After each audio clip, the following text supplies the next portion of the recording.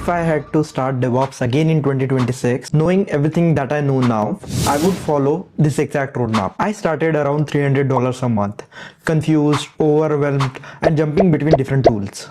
Nowadays, DevOps engineers are making more than six figures. And still, lots of people still don't know what to learn in what order. So in this video, I'll show you what's actually trending in 2026 in DevOps, how much the DevOps engineers are really making, and the exact roadmap that you should follow to become a DevOps engineer in 2026. No hype, no tool overload. Stick till the end and I'll show you the mistake that 90% of the DevOps learners make and stay stuck. If you are new to this channel, I help build real DevOps and cloud skills that actually gets you hired. No tool overload, no fake promises. Like the video and subscribe if you want the longer growth in tech. Before we talk about the roadmap, let's talk about the reality. In 2025, DevOps engineers are among the high-paid tech jobs. For example, in the US, in 2025, the entry-level DevOps jobs were paid $110K to $130K USD. For senior level roles, DevOps engineers were paid almost $220K per annum. Similarly, in India, the range of salaries for DevOps engineer in 2025 was 12 lakhs to 35 lakhs per annum. More salaries for the cloud and Kubernetes engineers. And the biggest shift, now the US companies are paying global talent US equivalent salaries. The DevOps market surely has changed. Companies are hiring less tool operators and more builders, like platform engineers, site reliability engineers, DevSecOps engineers. What they want? Automation, reliability, and systems level thinking. And this is important because DevOps is not dying. It's maturing. This is what companies are typically asking for a DevOps engineer. Linux plus networking, cloud computing, Kubernetes, Terraform, Docker, scripting, and this is why the roadmap matters. So now you know about the money and the demand. Now let's talk about the exact roadmap built for these demands. Quick note, before we go deeper, I have also converted this entire roadmap into a step-by-step spreadsheet execution plan. So instead of guessing what to study, you have a clear weekly plan with tasks and deliverables. I'll reference it as we go. Part 1. The foundation phase. Linux and networking. Every DevOps engineer starts from here. You don't need to master Linux. Just learn about these things. Files and permissions, processes, logs, systemd, and some basic Linux commands. Networking. This is where most of the people skip and then regret later. Learn about HTTP, HTTPS, DNS, IP and ports, load balancer, TCP IP layer. Cloud is all about networking without a credit card.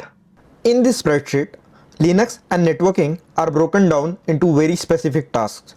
Not just learn Linux, but things like setting up a server, configuring users, securing SSH, and documenting it. This is how fundamentals are actually stick. Moving to the step 2.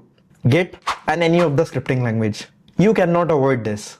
In Git, you should learn about commits, branches, merge requests, merge conflict. For scripting, learn Bash or Python. DevOps is about automating the infrastructure. It's not about building the apps. So you should learn more about the scripting. Again in this spreadsheet, every Git or scripting topic ends with a real task. So you are not just watching the tutorials, you are building small automation from day one.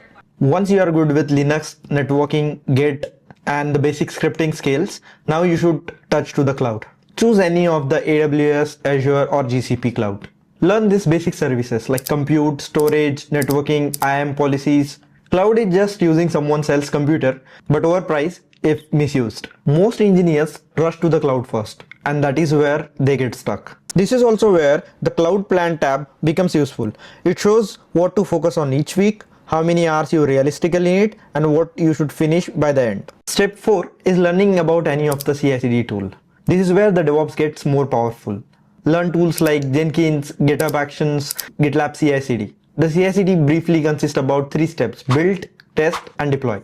You are not removing the humans, you are just removing the mistakes. In the spreadsheet, this phase ends with working CICD pipeline. If you can explain that pipeline, interview becomes much easier. Moving on to the step 5, that is Docker. Docker fixes, it worked on my machine problem. In Docker, learn about images, containers, and Docker files, and how to deploy apps using Docker. If you understand the Docker properly, the deployment won't be scary. Moving on to the step 6, and it is Kubernetes. Do not rush into the Kubernetes. If you don't understand Docker, the Kubernetes will destroy you. This exact order is already structured in the spreadsheet, so you don't rush into the Kubernetes too early. That alone saves months of frustration. Kubernetes is all about orchestrating the containers on a larger scale. Learn about Kubernetes architecture, deployment, services, routes, and pods. And for demo, try to deploy the app on the Kubernetes. Step 7 and the final step is automating the deployments using infrastructure as a code like Terraform.